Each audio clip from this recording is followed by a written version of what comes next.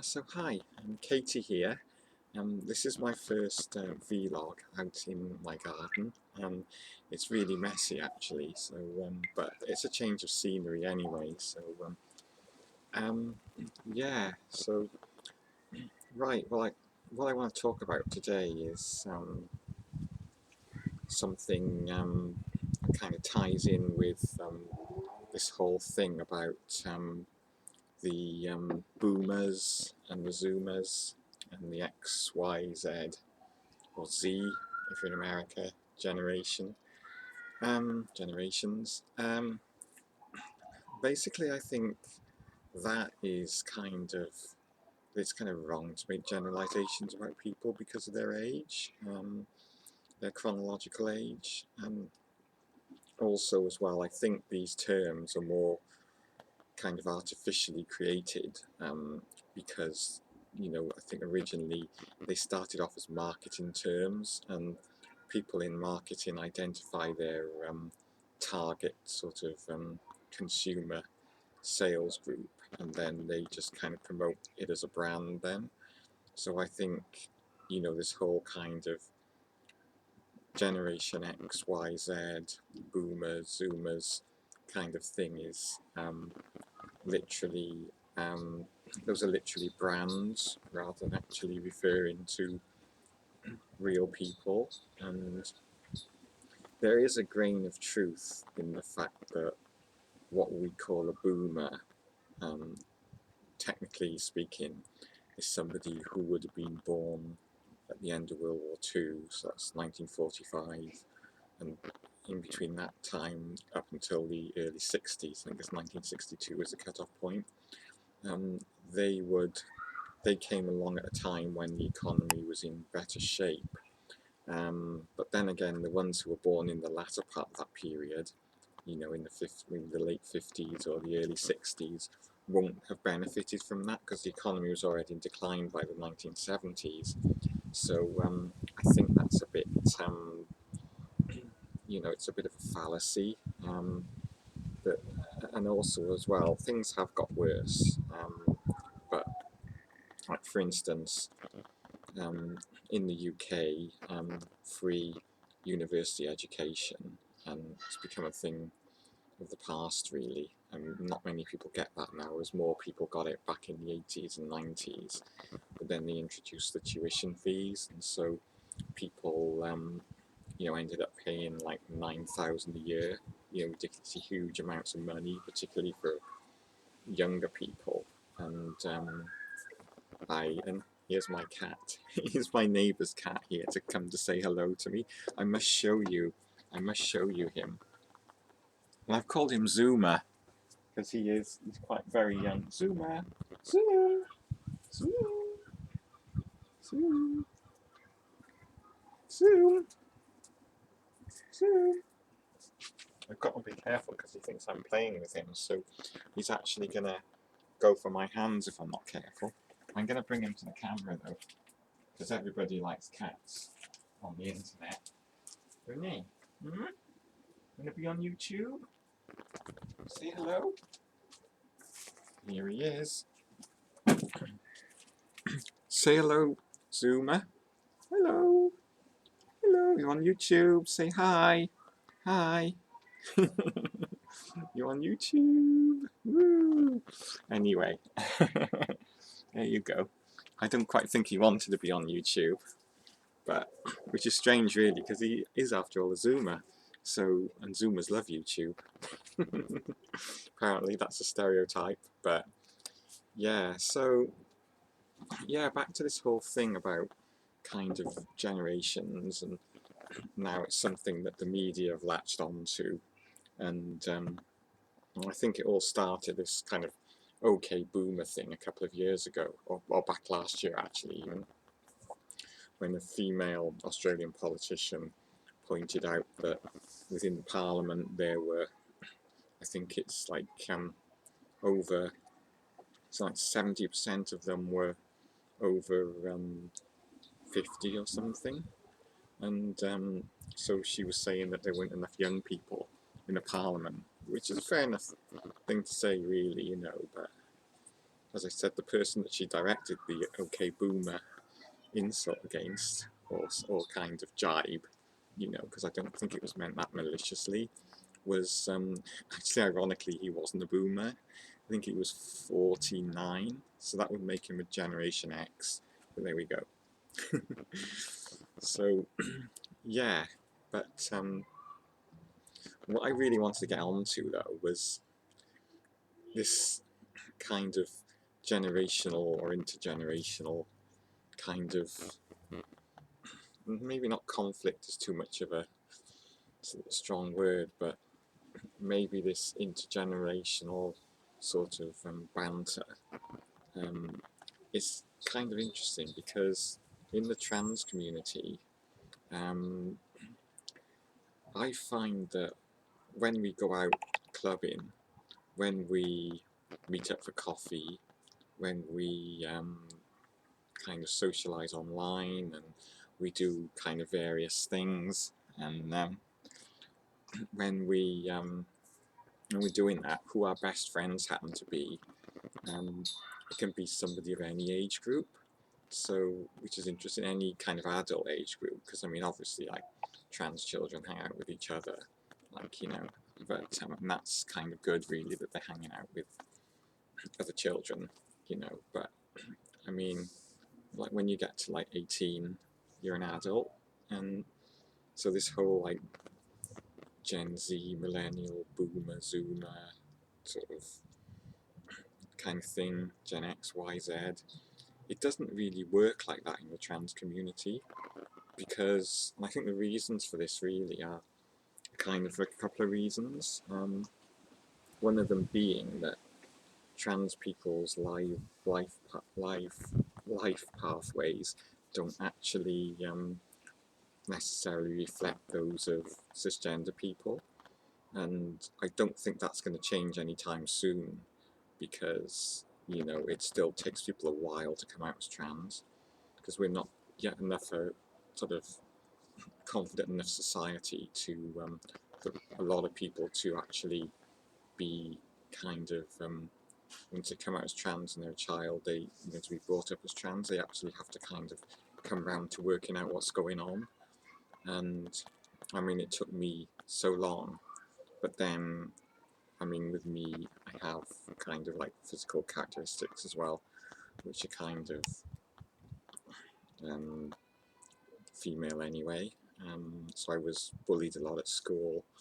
I was constantly told every day that I had homophobic slurs. I was also constantly told every day that I couldn't do things because, quote unquote, I'm a girl, you know. So yeah, but yeah, back to that, back to the whole generational thing.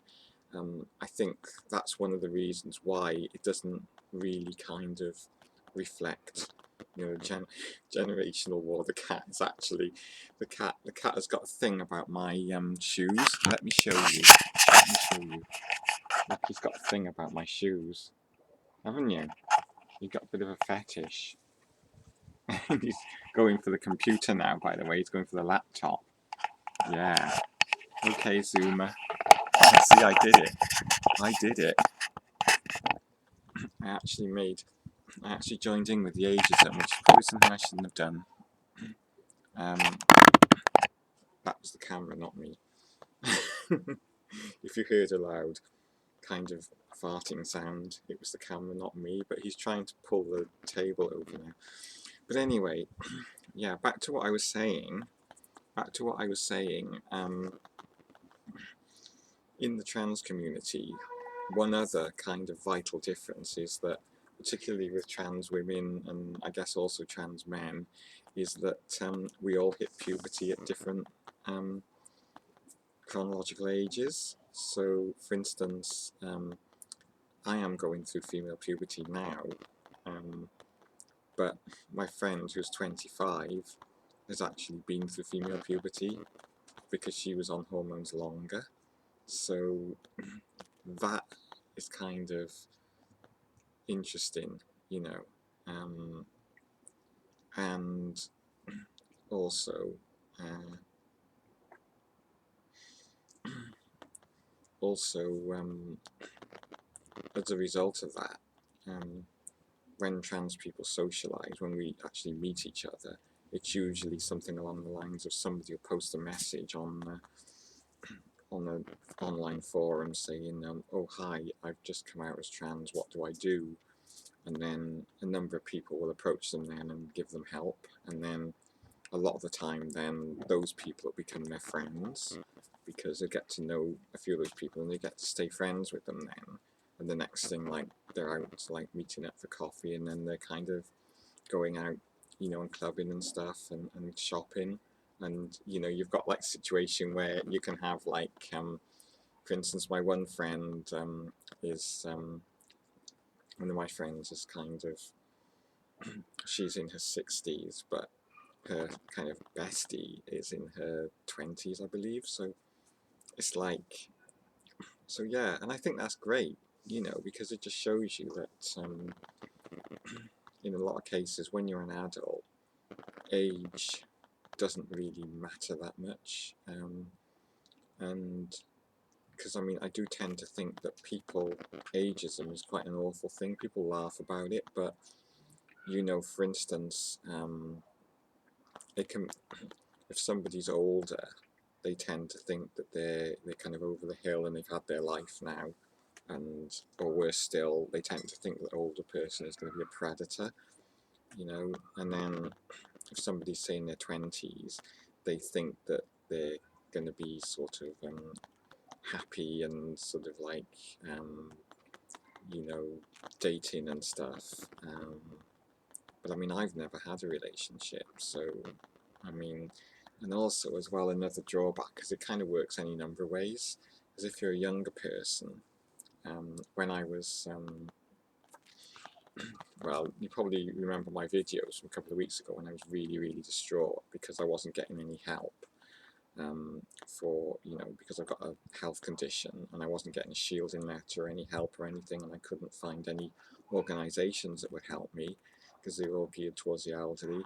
I was actually told that, I kind of pointed it out to a few people. I said, oh well, I've got this health condition here and it says I'm not supposed to be going out, but I haven't had a shielding letter, so I can't get any food in. What do I do? You know, what can I do? And a few people said that, oh, their attitude was, oh, well, you're like a younger person, you can look after yourself, you know, you're young and strong, you don't need anybody to get you shopping for you and stuff, or to have it sent round. But that's entirely beside the point, because it's the actual condition and how it makes you more vulnerable to COVID that's the problem, not how young or old you are. And getting people, trying to convince people that you're actually vulnerable when you're relatively young looking, I guess, I don't know, and you're sort of you can't see any kind of physical disability on the outside is really difficult, because people just think you're trying it on. You just think I'm lazy, some people. I mean, a lot of other people understood that it was because I had a health condition and I couldn't risk going out, you know, for other people's safety and also for my own safety, because I didn't want to spread this awful virus. But there's an example of how people make assumptions based on your age or how you look, or you know. So it does work both ways. But yeah, I mean, I think ultimately we should kind of stop this kind of intergenerational kind of friction, because it does have a more serious side, you know. Because I did actually, about a week ago, I finally received a shielding letter through the door. Because if you remember, I had to actually fight for it and get a temporary one done from my, you know, but I had to go to my MP in the local newspaper, and but now I finally got it, kind of like 8 weeks later. So in between that time, if I hadn't kind of been proactive and taken the initiative and done that, I would have been walking around and potentially kind of contracting COVID and either dying from it or spreading it as well, you know, amongst other people. So yeah, as I said, these assumptions can be really dangerous. Also, I think it's an awful thing for a group, like some trans groups have youth groups, and I can understand if they have a youth group for like children, you know, and I'm saying children as 8 to 13 years of age, and then they have another youth group for teenagers, which is 13 to 18 years of age, as far as I'm concerned, and then beyond 18 you're an adult, so they shouldn't really be saying, oh, let's have a group for 18 to 30s, because now in this day and age, particularly in the trans community as well, in this day and age, you know, or in any day and age really, 18 to 30-year-olds are adults, and to kind of split people up from their best friends, you know, it's just not going to appeal to people, and I don't think it generally does appeal to people, you know. So yeah, and I got a bit triggered last night because I was looking on the Gendered Intelligence page. Gendered Intelligence is like a kind of an advocacy organisation for trans people in the UK, and they had a few events there and groups that were kind of for 18 to 30-year-olds and stuff, and I thought, well, why is that? And one of them was like 8 to 30, and the TERFs had picked up on this, and they were sort of saying, oh, this is shocking, you know, look, it's kind of like, you know, they kind of, as they are, you know, as they tend to be, they thought, ah, yes, here's evidence of something sinister going on, you know, and no, I don't think there was anything sinister going on, but at the same time, I don't see why that group was there, because, you know, if you're going to, you may as well either include everybody, which I don't really think would be appropriate with children, or you could just have like 18 to onwards to whatever, and then have separate groups of children and teenagers, as I've said.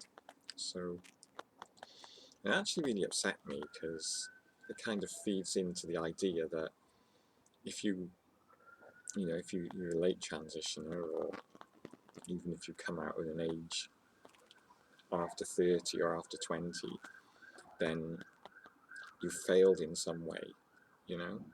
I mean, I think they do groups for and events for everybody as well, but I just didn't see the point of like 18 to 30, because it reminds you of those awful holidays that you used to be able to get. I don't know whether you can now. So yeah, so that did really trigger me to the point of making me really emotional, and I was crying and everything. And I think I kind of like I didn't get really drunk, but I got a little bit bad drunk again, you know, as bad drunk as in when I got upset about the fertility, not having the fertility service. So that was like New Year's Eve, wasn't it, where I got bad drunk. I did a video about it. So yeah, so I've actually kind of been messaging them and stuff, and I left a few messages on their Facebook page as well, which is probably not really the best thing to do, because people either think that you're a crank, or you start getting into arguments with people, and that's destructive, because I don't think people can understand where I'm coming from, because I really do feel a lot of pain with this, you know, and it's difficult really. I mean, when my mum died, I just felt like I didn't belong in the world anymore anyway. So being suddenly told that, you know, I don't know, I just don't think it's a good thing, really. I've got hair in my eyes, in my one eye, but on that side. It's kind of like my hair comes down like this. It's awful. I look a bit shit at the moment as well, pardon my French. But yeah, that's all I wanted to say, really. I mean, these organisations can be well-meaning enough, but they can actually do a lot of damage, because it's like an assumption about how the trans community works, and it's kind of dividing people and stuff. And you don't really need to do that amongst adults, you know. I mean, there's way too much division in society. I mean, yeah, maybe have separate groups for transgender females, or transgender males and non-binary people, because they obviously all have, we all absolutely all have different issues that we like to discuss, and bear in mind that not everybody is going to fall into, you know, just into one of those groups. You might get somebody who's transgender female but it's non-binary, for instance, or, you know, or transgender male who's not non-binary transgender male. So yeah, we're all individuals at the end of the day, you know, and I mean, and we all mature actually emotionally at different times.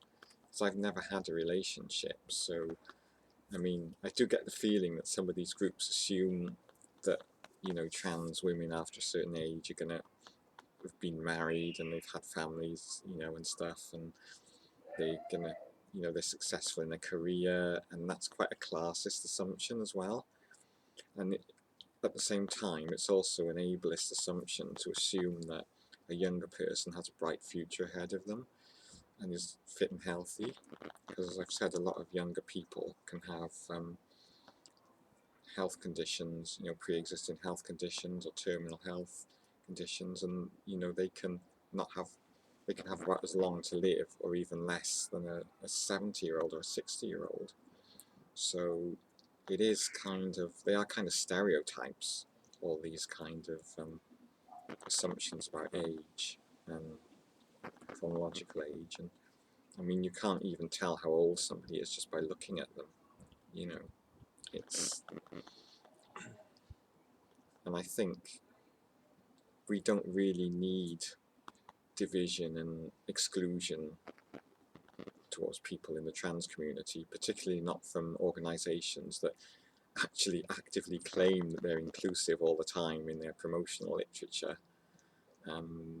It's not good when you're setting up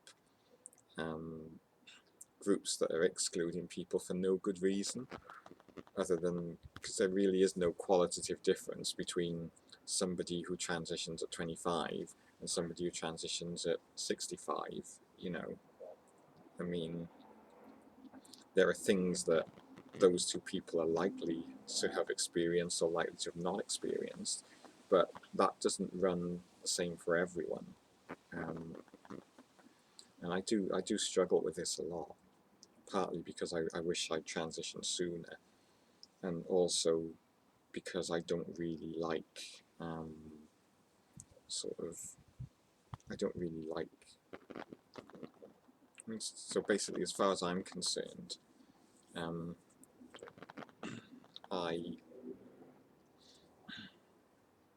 yeah, I just don't want to talk about it at the moment, to be honest, because it's really complex. You might think it's really strange, but it does cause me a lot of distress. So yeah, but I guess I ought to end this video now because it's going quite a, it's taken, I mean, it's like, it's 25 minutes almost I've been talking. So, I mean, please let me know if you feel similar things to me, you know, around the subject of, you know, your age, your chronological age, or whether you're a late transitioner or an early transitioner, whatever those two terms mean, because again, they're relatively subjective, or they're relative, I should say, because who knows how much time any of us have got left, you know. So yeah, please let me know. You know, thank you everyone for watching, and as I said, you know, feedback will be greatly welcomed. I have had people put abusive comments down below, but I mean, I can handle that. You know, I don't. It's nasty what they say, but when I know where it's coming from, it doesn't hurt me that much. You know, because I know that as an openly trans woman on the internet, or openly transgender female, I will get abuse. So yeah, unfortunately, that's the way of the world. Hopefully that will change one day, and people will actually kind of judge me by the content of my videos as opposed to the fact that I'm trans, you know. So, well, cheerio for now, everyone, and stay safe and love you all. And if you really want, you know, if you really like this channel, please do subscribe, because I'm hoping to get enough subscriptions. Well, I'm hoping to get like 1,000 subscriptions, but because I'd like to do live streams, and on YouTube you can't do live streams unless you have over 1,000 subscribers. So that Posey Parker character gets to do live streams, but I don't. So yeah. But anyway, and by the way, she misgendered me. She misgendered me? I can't remember now. She just had a go at me again a couple of videos ago. But I don't care, really, because I know where it's coming from. So anyway, cheerio, folks, and I love you all. Bye.